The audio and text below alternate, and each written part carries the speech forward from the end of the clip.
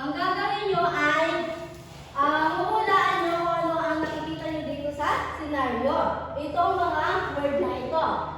Tinatawag na scramble word. Naunawaan ba? Grade 4? Yeah. Oh, yes, ma'am.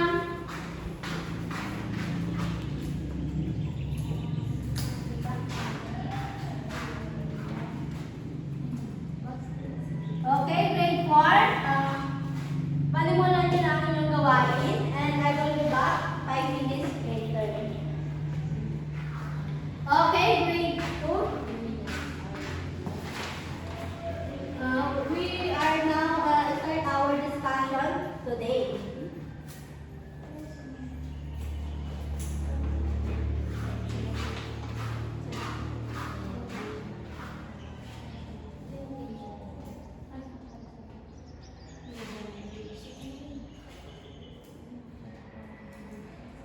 Okay, grade 2. Everybody read our topic today.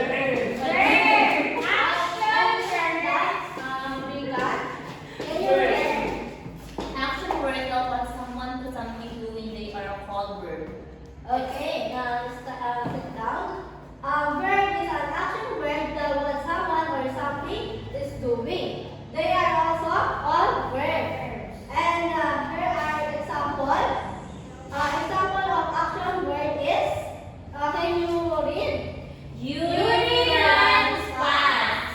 So, do you understand our topic today? Yes, So, ma'am. sino ang makakapagbigay ng isang halimbawa ng tungkol sa verb? Gladys? Ma'am, sentence ko or Sentence po. Cyril is eating in the canteen. Okay, very good. So, do you understand our topic today? Grade 2? Yes, ma'am. Okay.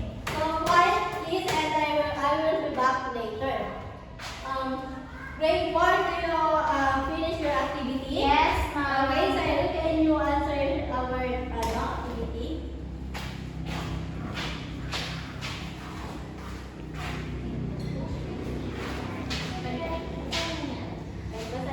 In the bustling city, park children and laugh and happy. They run around the playground, climb the jungle gym, and slide down the colorful slide.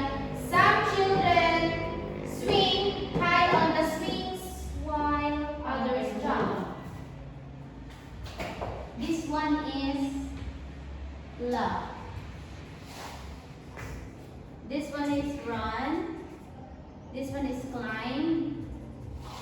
And this one is swing. The other side. This one is jump. And this one is play.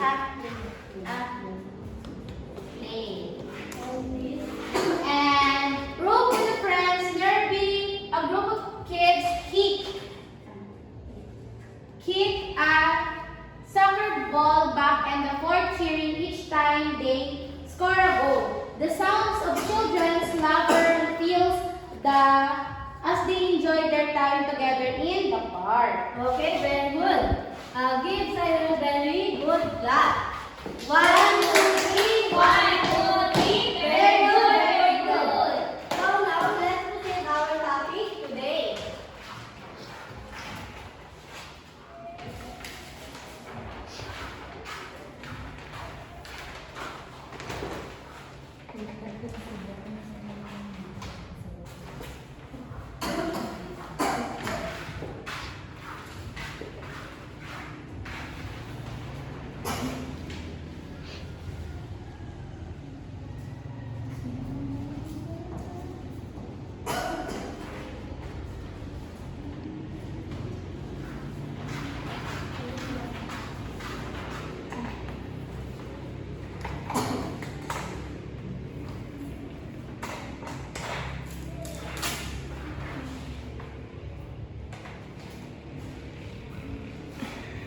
Okay, class.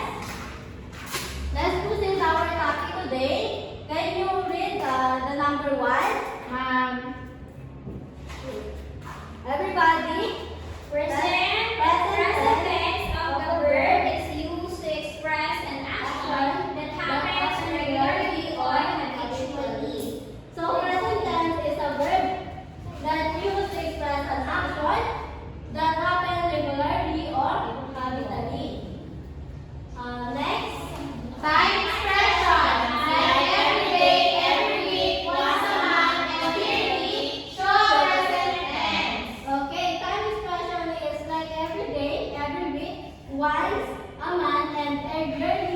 simple present? Yes. Do you understand?